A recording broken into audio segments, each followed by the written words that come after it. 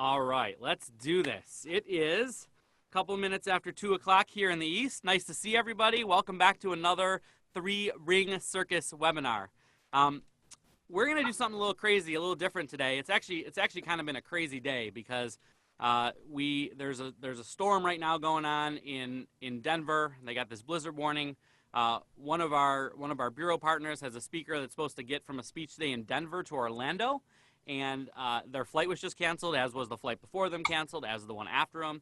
And so now we're scrambling, trying to figure out how to get Josh to Orlando from where he was supposed to go tonight, because he actually isn't speaking tomorrow, to see if we can fit him in and do a speech. So all this fun and craziness is going on right now while he's on stage in San Diego. So it's always exciting and fun, but that's what we love about this. So I got to take a break for an hour from that and come in and join you guys and do something a little fun and interesting that's also a little bit crazy. So one of the things that I get questioned about all the time is a little studio that we have here in our office. It's where I'm standing right now. It's where we do these webinars. We do lots of recordings for clients. We do marketing videos and things like that. We do pre-booking type sales meetings where Josh will stand here and say, talk about how he can contribute to a certain industry, a certain job function, those sorts of things. It's a cool competitive advantage. We used to just do them on an iPhone, and we still sometimes do that when Josh is on the road. But a while ago we said, hey, could we kind of up the ante a little bit and do something a little more fun? And so we started and we built this studio originally in Josh's basement. It was pretty low budget, but it worked great. We had a basic green screen, some basic lighting. We used a 7-year-old camera. And we actually affectionately named it Sump Pump Studios. And the reason we named it that is about every 5 or 6 minutes or so in a normal day, the sump pump in his basement would go off. And if that went off while we were recording, we had a nice toilet flushing sound go on during the recording.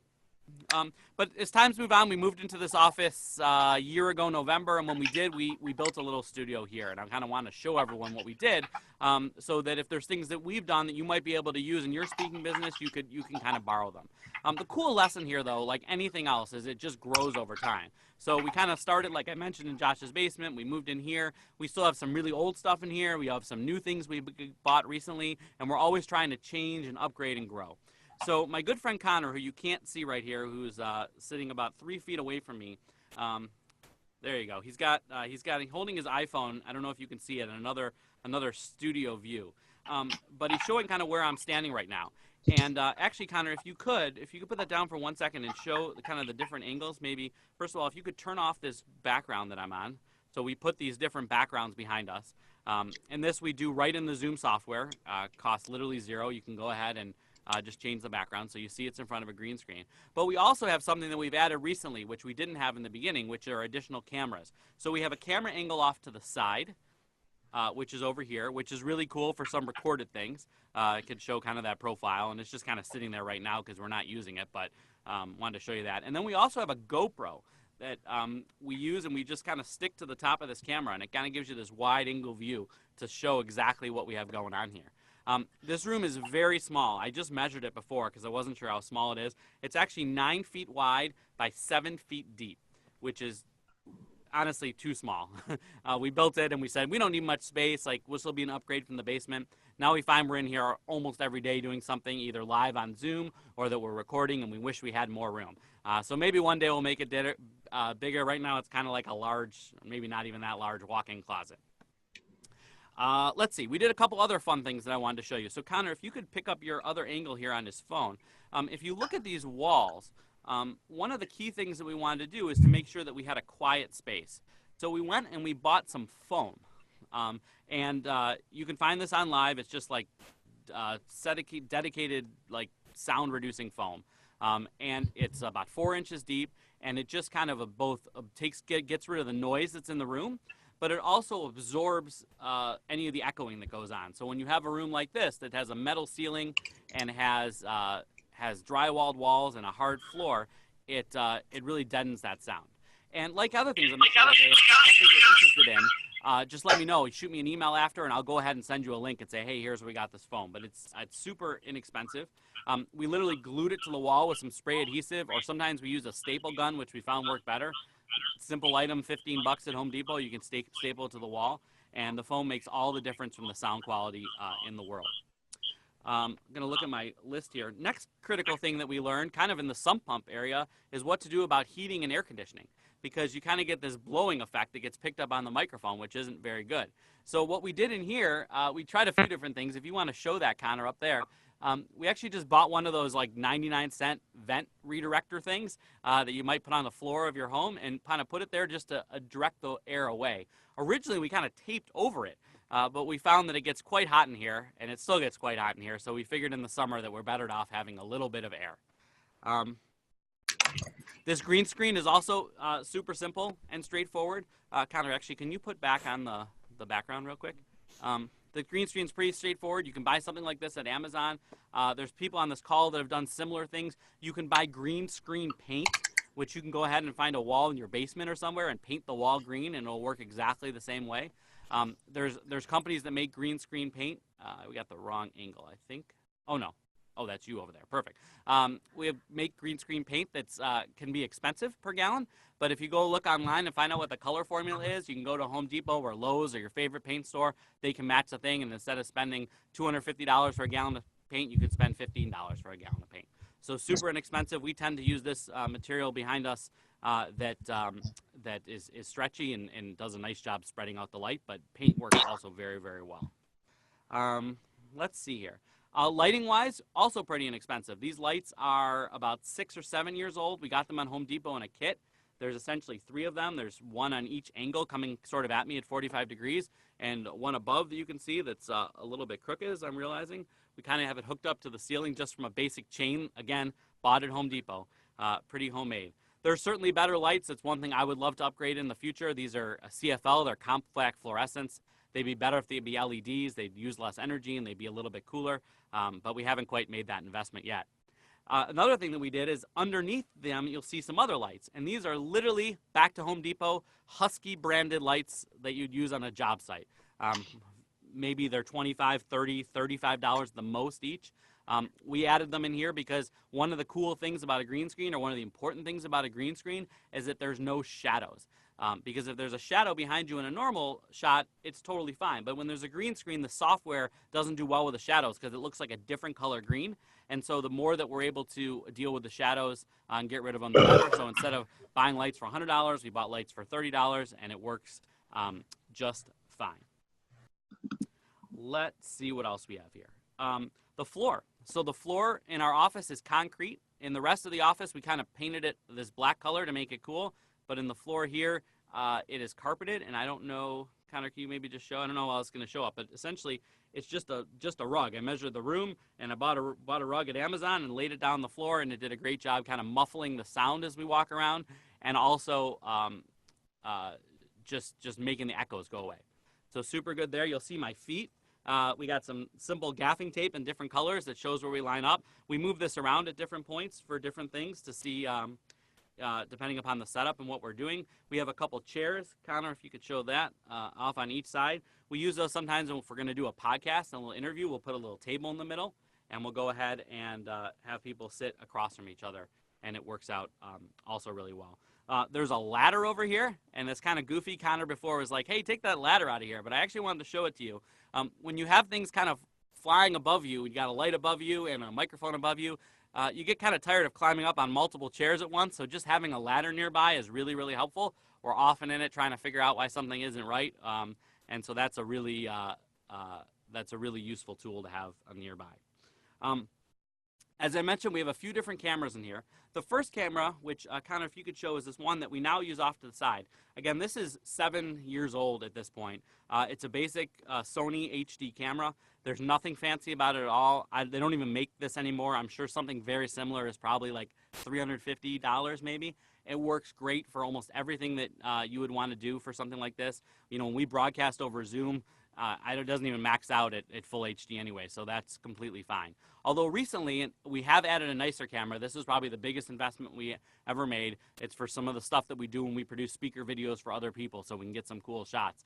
So again, we're only using very little capabilities of it now, but it's a Canon full digital camera with a wide angle lens. And then of course we have our GoPro, which is one of the most handy things. Also not very new. This GoPro is probably 5-6 years old at this point, but we use it for all kinds of stuff, and it gives a nice perspective in here when you're trying to kind of do a behind the scenes look. It's literally just attached to the top of the camera. Again, nothing very fancy there. We have, of course, each of the cameras on a tripod. One of the tripods is really inexpensive. The newer tripod's a little more expensive, but those are all basic things that are just kind of sitting still here. Some of the nice tabs that we've added in recent times is when we added a second camera, we want to do a second angle, we need to add a little switcher. So we have a video switcher here that Connor can kind of pan over and show you, but it allows us to switch different angles and just push different buttons. It allows us to freeze certain things. So before, when I just was, if you were here at the beginning and you didn't see me and then you did see me, you would see that I just kind of appeared automatically because that angle was frozen. So that was something that we added recently that helped with multiple cameras. We have a couple monitors here in front of me, so I can see as I'm looking below the camera, I can see all of you looking back at me, which is really helpful for kind of when we're doing remote these kind of things, but also remote speeches. So for example, Josh recently delivered a keynote in Moscow, except he wasn't in Moscow. He was in Detroit, right here. It was 3 in the morning, standing where I was, green screen. We changed the green background to a black. They broadcast him on a piece of glass in Moscow, and it kind of looked like a hologram. It was very, very cool. And he was wearing the same earpiece I'm hearing right now, so he could hear the audience and interact with them, and they could hear him and kind of ask questions back. So if you look also underneath that, there's another little monitor, and we kind of just have it set up for demonstration purposes right now. But a lot of times we'll use this as a teleprompter. It's just simply plugged into a computer. There's free teleprompter software for a Mac or a PC, and you can have these are my notes that you're seeing the top of right now for this webinar, but it can scroll through and show what it is that the person needs to read or say. Reading from a teleprompter is definitely a learned skill. Our friends that are television anchors know it well, but you kind of get used to it after a while, and it helps make for really smooth, awesome videos. Let's see, we have a microphone, which I don't know if it's kind of out of the shot here, but Connor, go ahead and show it to you. Just a basic, pretty inexpensive boom microphone, just hanging out of the shot, picks up lots of audio direct to me, kind of ignores everything else. We can feed it right into our computer here and broadcast it to you. We can also record it. We have a little Zoom recorder here, so for things when we're just recording videos, we record the video on our camera, we record the audio in a different little box, but there's lots of different ways to do that. There's really inexpensive ways. You can record it on your computer. You can get all fancy. Just depends on budget and what you want to do. We have these little things called Magewells, which take this video signal that we have out as an HDMI, just like you plug it into a TV, and it feeds it into a computer. So it allows us to take a camera angle different than the one that we have, normally is the camera mounted above the screen of a laptop, and going ahead and put it on the computer so that we can broadcast it and do different things with that. Let's see here. All kinds of different things. Connor's wearing a set of headphones so he can listen to me and understand what that looks like. Do you want to show yourself for a second there, Connor? So he can hear what you're saying, and he can hear the levels here and what that sounds like. These are a pair of monitor headphones, which don't change the sound at all. Don't make it sound any richer or duller. It sounds just very natural, so you can hear if there's anything that's goofy and weird in it. We have this earpiece, which literally is plugged into the headphone jack of a Mac laptop, is all it is. No different than you'd see someone wear on TV, but it's just a long extension cord that just plugs in like this, and that way I can hear what everyone's saying, or Josh can if we're delivering a keynote, and you don't even, just kind of goes behind you and no one even sees it. We have a computer that we use here, obviously for Zoom, which is important. One of the changes I'm excited about that we're making soon is right now, and we do this every time, we got to grab one of our laptops and stick it here and go ahead and do this video. And if we're working on anything else, it totally disrupts it. So we're about to put a real computer in here that's dedicated simply for this purpose, so we can save that time. In fact, the monitor is above that right now, sitting there. The computer's just not here yet. Let's see, we have a clock, which is not working right this second because it's flashing, but we can either have the time of the day on it, or we can have a count up or count down clock. So if we're delivering a live keynote, or I don't want to look at my watch right now and say, okay, it's 17 minutes past the hour, we can see what time it is, and the audience never knows the difference, so that's good. Also, many times we use, as you may know in Zoom, you can share slides, you can share documents. So a lot of times if we're giving a PowerPoint presentation or a Prezi or a keynote, We just use that as Zoom. It's right on the computer. We use a simple clicker like you would use it at a regular keynote on stage, and we advance the slides, and we use one of the monitors in front of us to see, so we can see exactly what it is that everyone else is seeing. We have a couple other little things worth mentioning. So we have some shelves here that this equipment is sitting on, laptops and such. These are, again, Home Depot type shelves. You can get them online at Amazon or Uline or any other place you like. And we just pile stuff on them, super inexpensive. You can move them around. You can add shelves as you need it. We have a little stool that you can't see that Connor sits on over there. It's super small.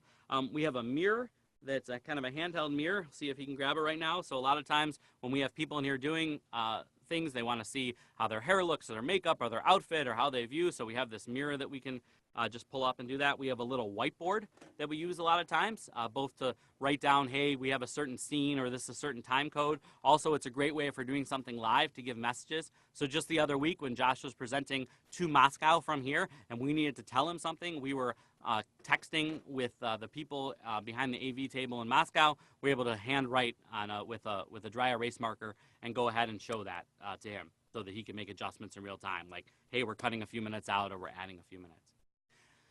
So that's the basic quick summary of this. Obviously, things get a little bit more complicated at times, but essentially it's really straightforward. Like I said, you get a simple camera, you get a couple basic lights, even if you're using lamps to start with. You get a decent sized microphone. You already probably have a computer and a laptop, an internet connection, and the rest is sort of history. You can record right on that, and it's quite easy. And as time goes on, you can just keep adding and adding and adding to it. But for the most basic stuff, if you put yourself out there, whether it's a pre-sales video or offering to do free marketing videos or doing some live stuff a little better than a phone would give you, a little live stuff for marketing or anything like that, YouTube to help not just sell a speech, but also give power to your client who is looking to market their own conference and get butts in seats. Super easy to do, only takes one person. You don't need two people in here, and it makes a huge difference and has been a big game changer for us. So I know that was a lot of information, but I wanted to answer some of the questions I get all the time on email about it. And if anyone has any questions or things they want to share right now, I'd be happy to kind of go through that and answer them.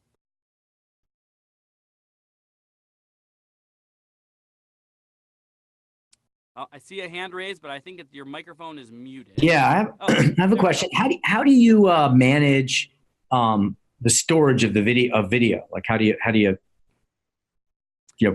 because it's a massive amount of data. Yeah, it's crazy how much data it is. We do it a few different ways. The main thing we got, and again, I can send this to you. There's I don't know the right name. I think it's like G Shuttle. Is that right, Connor? Basically, it's a sort of portable box that we have. It has 4 or 5 hard drives in it in a RAID array. So if one of the hard drives dies, it's no big deal. But your computer just thinks of it as a normal hard drive. And we store all of our videos on there. That way, again, if we have a drive failure or anything like that, we know we're fine. We also back that up to the cloud. We use a service called iDrive. There's a million of them up there. So that allows if there was a fire or something like that or a flood and all those drives were damaged, we would still have all that footage.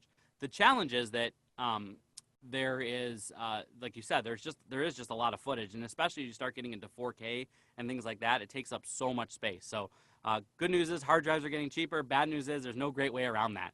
I often joke when people are like, I have a laptop and it's $300. I don't know why someone would buy a computer that's this expensive. And the reality is they're probably editing and storing video or doing some other crazy task. But that kind of stuff takes up a lot of space and uses a lot of power. So you don't keep it on the cloud at all. We do back it up to the cloud also.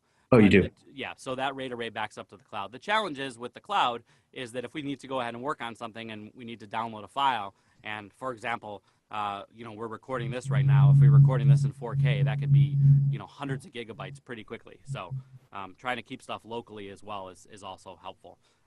Connor here, when he's working on video stuff at home, we have a portable hard drive. He'll copy files to it, take it home with him for the weekend, work on it there, and then kind of restore it back when he gets back to the office. Sorry, last question. What cloud service do you use? Do you have a private cloud or do you? Nope, it's not private. We use a service called iDrive, I and then DRIVE. It's been worked great for us. There's a million of them out there. Just finding something that's reliable and that you also kind of test. So every once in a while we go back and say, hey, can I go get this random file from 2 weeks ago or 2 years ago and download it and use it? Because it's one of those things you just kind of never think about. And then when something goes wrong, it's that's when you test it. That's not the time. So we kind of fake it every few weeks and make sure something goes wrong and make sure that we can get the things that we need. Any other questions?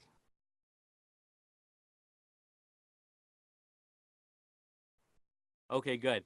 Oh, yeah, go ahead.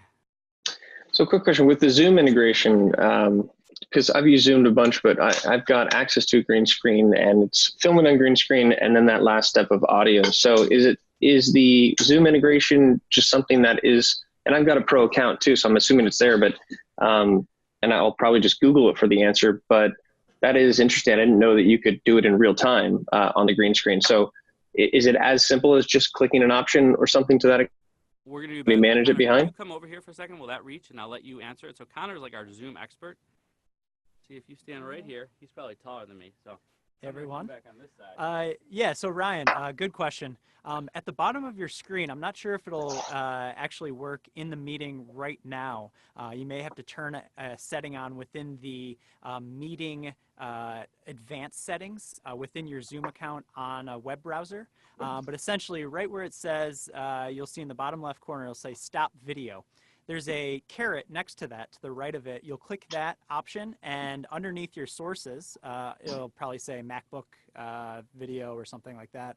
Underneath that, it'll say virtual background. There you go. I'm in San Francisco. And just Cool. a quick tip on that, there will be a green box or some sort of colored box at the bottom of that window.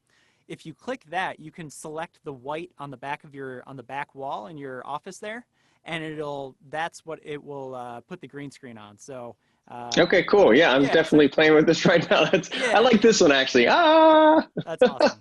Yeah, so it's All right, super cool. simple, super easy. You can upload other images from online, or if you download them from Shutterstock, whatever it is, everything works on that. And same thing with on your mobile device as well. It gives the option. It's one of the, I think you have to swipe a couple times and it'll give you the option, but it does it on both mobile and desktop. It's awesome. Thank you. No problem.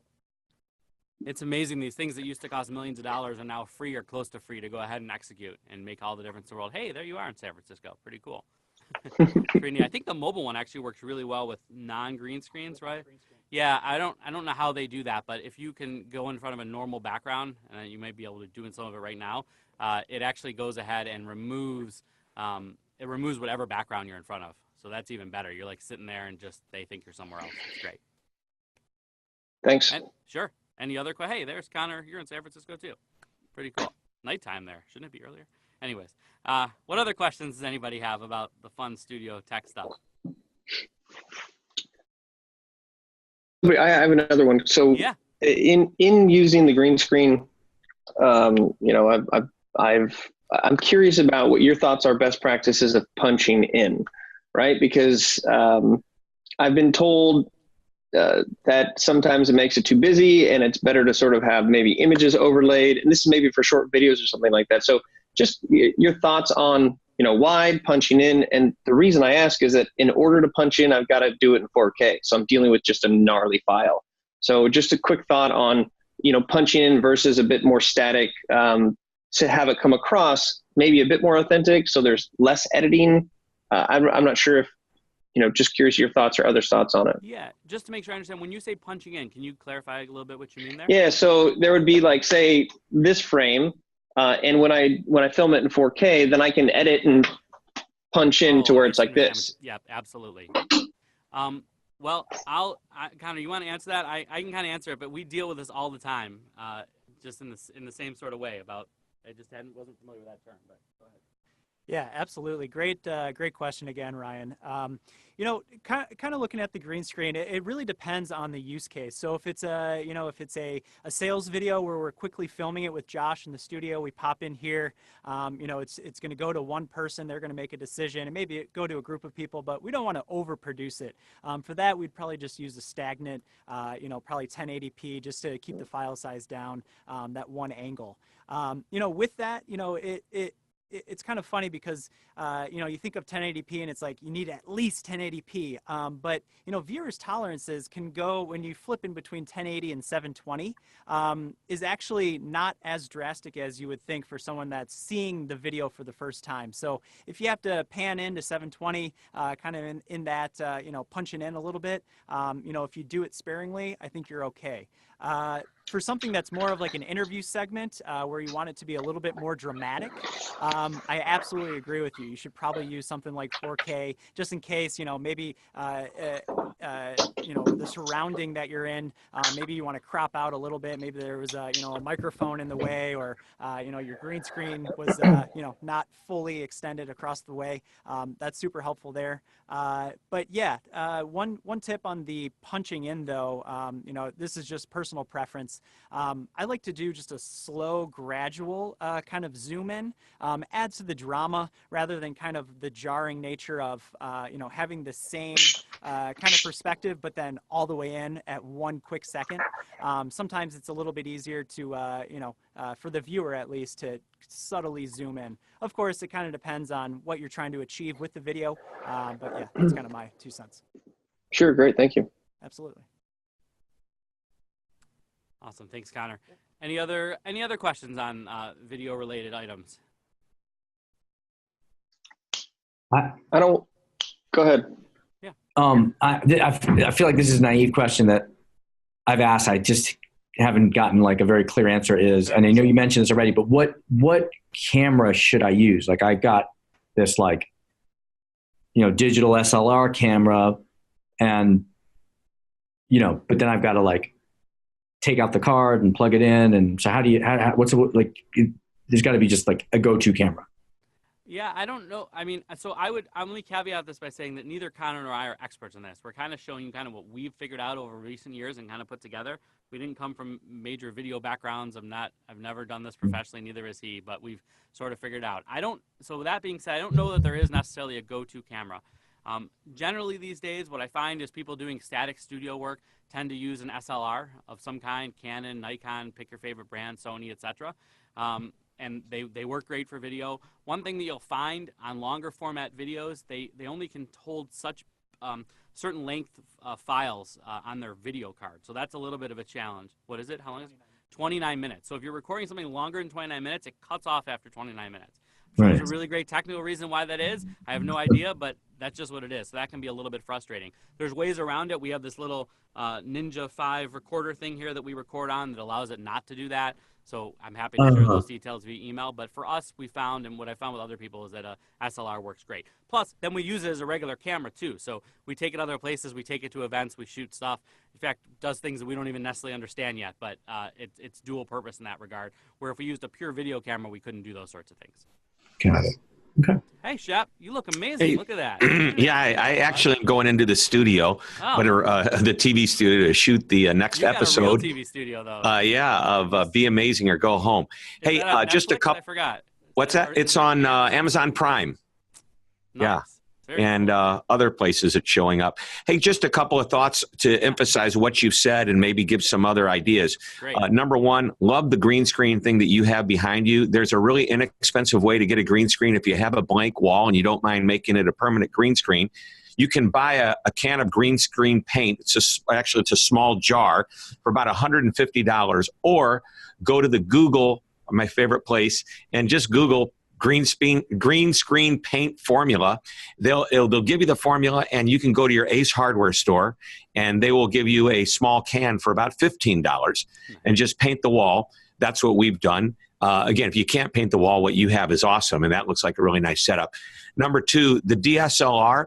Just go to your local camera store, and you can actually get a higher-end DSLR, but used, and it's a great system.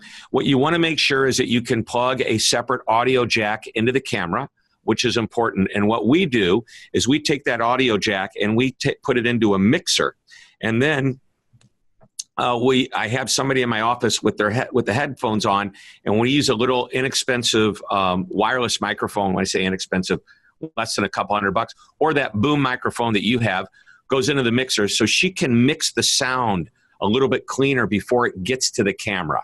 You can always record the sound separately, but now you're getting into complications with editing and all that. So that's some idea. The DSLR, the lens you might consider using, there's something called the Nifty 50. This is what a gentleman, Chris West, who shoots a lot of videos for speakers, recommends you use in your home studio. It's a fairly inexpensive lens that's 50. It's kind of a little bit of wide angle, but 50. It's a perfect lens. If you want to get really closer up, then you can go for a more expensive lens that will allow you to adjust. The final thing I want to share with you is the teleprompter idea is a great idea. If you go on not YouTube, if you go on eBay and you type in iPad teleprompter, you can actually buy a little tray with a piece of glass, so it's angled. The camera sits behind the glass. You're looking straight into the camera, and the words are reflected from your iPad that sits on a tray below. Then you'll buy, and actually I'm going to tell you what the exact software is because it's on my iPhone, because I can actually use my iPhone, not my iPad, as a teleprompter. We use, is that it? A remote meeting, and I've got it here. I think it's called Smart Prompt, but I will tell you for sure in just a moment. And what's really cool about it is it's voice activated. So what that means is, it's called Prompt Smart, Prompt Smart. There's a small monthly fee. That's how they make money affiliated with this. It's very inexpensive if you're using it. But the cool thing is when it's voice activated, you follow your script. If you decide you want to go off script and maybe you just want to work on bullet points, it automatically moves based on it hearing your voice, and it'll just move with that. So you can stop and then, here. Thank you very much. This is what, if you can see it, this is nice. What it looks like. And you can thank Stephanie, who is our video whiz over here, for doing that. She's our version of Connor. Can everybody see that? Good. All right. So thank you, Stephanie. Mm-hmm. All right. What's nice is if you just want to bullet point ideas, you can say, so here's point number 1, how to be an amazing speaker. Then you go riff on that for 2 or 3 minutes. And then you say point number 2. And as soon as you start to say what's on the screen, it'll start to scroll up. It's really freaking crazy cool that it works that way, but it's such a great tool. The other option is to just know how fast you talk and the screen just automatically scrolls up. Or the most difficult one is just have somebody scrolling for you and trying to follow with you. So those are a few ideas to share. That's a great idea, Shep. I've had that, and we've used that iPad/iPhone solution before. The reason it's not in here right now is when we switched lenses on this camera, it no longer fit, and so we got to buy a bigger one. So you got to move the camera back a little bit. There's a little bracket. It's real simple. Buy a drill and drill an extra hole in the little bracket that holds the camera. It'll slide it back. I had the same problem. There you go. So maybe that's all we need to do. But that solution works better because if it's hard to tell, but so right now I'm looking in the lens, but when I'm actually looking down at you, Shep, you probably notice I'm looking a little bit off screen. Right. Right. So even though it's only a few inches, when you're this close to a camera in a small setting, it's pretty apparent. So that's a great solution for that. Also, that's also a great solution on the teleprompter software. I did not know about the voice activated one. We had kind of the more traditional one, and either someone would have to scroll or we'd have to do it at the right speed. And like I read at one speed, Josh talks a little bit faster, someone else no talks kidding slower. It's unbelievable, right? Yeah. And so that's to be able to have it voice activated is amazing. That's great. Yeah. Thank you. So one other thought is, you're putting your videos, most likely you're shooting them for somebody to watch on YouTube. Video quality, you're going to probably get just great quality. You can even, I'm using a little Logitech $70 microphone on my monitor right now. That's probably good enough quality. The important part is the sound. If you look good and sound great, everything's great. Regarding the 29-minute cutoff, I can't remember the reason for that happening. There's a rational reason behind it. But I know my camera, what it does is it cuts off after, I think, 29 minutes or whatever the number is, but it keeps going and it just creates another, there's just this little break and it's seamless. It's just there. Oh, I wanted to talk about editing software if you've gotten into that at all. No. Which is pretty easy. So when I first started out, I had a very basic setup. We use Adobe Elements actually use something even before that. Adobe Elements is under $100. It's pretty good. But if you start doing this on a regular basis and you start really trying to refine it and make it better and glitzier, just using the Adobe Suite, which you can subscribe to for about $49 or $59 a month, is a pretty good deal. And with that, you get Photoshop and everything else you'd ever need in the Adobe Suite. So when you add those 2 or 3 packages together, it's really not that expensive. Their video program is a little bit complicated. Adobe Elements is not, but if you learn Adobe Elements, it's not too hard to jump to the other. And the other thought, and I think it was Ryan who might have asked it, but you're very seldom ever going to do a straight 29-minute camera, like not ever stopping to edit for anything and change shots. The only time I could foresee that happening is if you're actually doing a live event like you were talking about, Jordan, where Josh might speak for 45 minutes. And if you're recording that, you're recording it. But like I said, my camera just automatically moves. One other thought for storage and also for movement. Obviously, you store on your hard drive to start with. You have your backup. You can shoot it into the cloud. If you ever want to transfer files from one person to the next, we use Hightail, which is a pretty cool program, very inexpensive, and that's all I have for you. Yeah, we use Hightail. Awesome. It's amazing. One of the things that we do, it sends a real email. So you could say, Shep can say he wants to send it to me, he puts my email address and sends it. One of the things that we do is we a lot of times just send it to ourselves, and then we get that URL where the file is. So you got this huge 10 gigabyte file. And then we go send it to someone else. I want to send it to Connor. I'm like, hey, Connor, click here for your file. We highlight the word here, and it just looks really seamless and cool. Right. Like you know what you're doing, and you're all sophisticated. But Mm-hmm. we just bought the same service for $9 and works amazing. Yeah, it's $9 a month. Or if you pay for it in advance and do a whole year, it's like $49 a month or a year. I do that because I'm a cheap bastard. We're cheap too, Shep. Don't compliment yourself too much there, man. Awesome, thank you. Any other questions on this kind of stuff? Yeah, is that Adam? I think. Yeah. Hey, Jordan. Hey, question on the backdrop, not the one you're standing in front of, the one you appear in front of. Where did you get that? Is that a stock one that you photoshopped your logo on, or is that a custom backdrop? Yep. The office scene that you. Yeah, we got it off Shutterstock.com, and then where it says Three Ring Circus, there's like a TV basically on that shot. And so it was a couple months ago. We're like, hey, what if we put our logo there? And so we just stuck the logo on it. And now we started using it for other things. So sometimes Josh's logo's there. We put client logos on there. You can actually play video in the background on it if you get really sophisticated with it. So, but it's Nice. a really basic image. We probably spent, I don't know how much we spent on that. Yeah, like $2 literally to buy that image. So we have Awesome. the rights to use it. Yeah. Thanks. What other questions? Yeah, go ahead. It's a little bit off topic, but how does Josh use video other than for clients? Like, do you use video for marketing purposes? Does he produce small pieces and he's like uploading them on YouTube? Is that an effective marketing activity? Yeah, we do it for a number of different things. One of the things I'll start with is actually something we're not that good at, and it's something we're starting to focus on more. Like, as a thought leader, you want to be like a place like YouTube, recording videos all the time.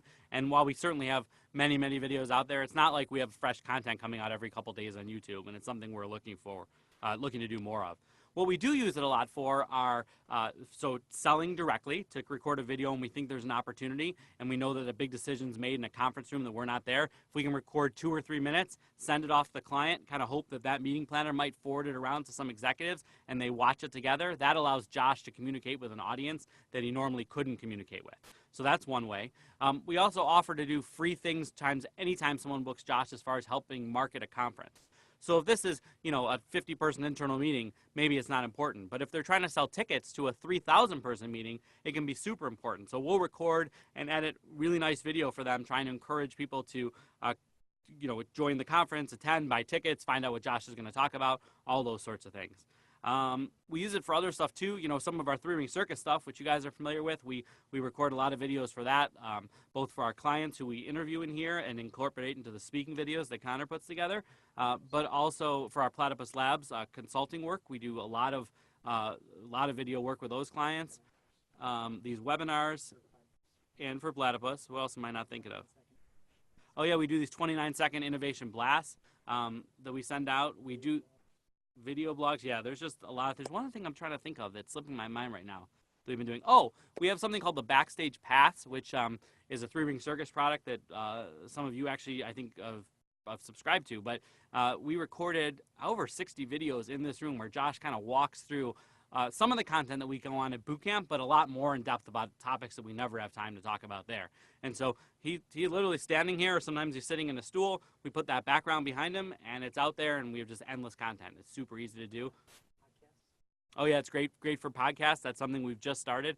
For those of you that were just the most recent boot camp, we set out kind of a little podcast before where Connor started interviewing me. We're sitting right here. We had a second microphone. We got our 2 chairs. We put a little table. We have this conversation. We actually recorded on this GoPro, so we can kind of give people a behind-the-scenes look. But really, it's about the audio that we send out and kind of as an MP3. And great opportunity to use this for podcasting just as you would for video.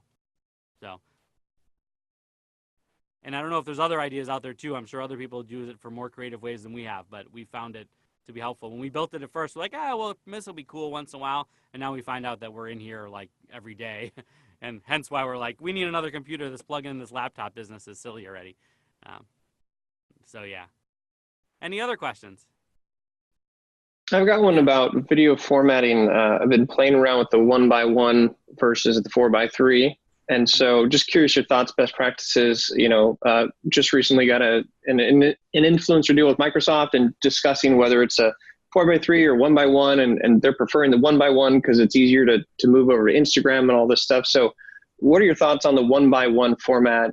There's a lot of research behind it, but it also is maybe one more step. And I find myself videotaping in vertical format and then bringing it into the editing to sort of chop it. So I'd like to know your thoughts on that. I really am shorter than you. Yeah, great question, Ryan. So I don't specifically have really an opinion on either one. One's better than the other. Obviously, for formatting for social type stuff, using 1x1 is probably the easiest. But I like to record in 4x3 just because of the ability to cut it down to that 1x1, or put some matte bars on either top and make a cinematic look. When you're start to kind of crop the video from the start, like as you're recording, it kind of limits your creativity down the road. So you never know with your influencer deal. If you go all 1x1 and then all of a sudden you want to put it in a nice montage or something to sum up what you've done for your time with them, it may be a little bit more difficult to have a visually stunning kind of promotional reel. That's just one thing. I don't know if that's important to you or not, but I always like to have more than enough to work with and then edit down after that. No, that's a great point. Thank you. Awesome.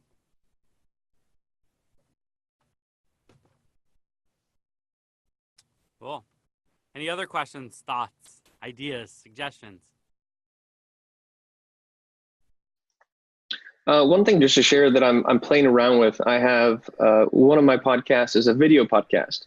And so I'm trying to play with, I'll do the podcast, and then right afterwards in the same setup, same everything, I'll do an additional Zoom, and I'll Zoom myself and I'll say, hey, we just had another great episode. This one question, you got to hear it.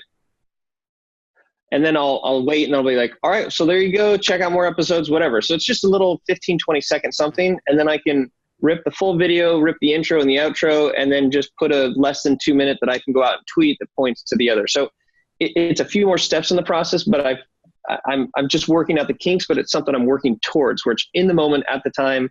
And the few that I've tested seem to have worked. It's just integrating it into that process. That's amazing. That is a great idea. What are you using to edit your videos?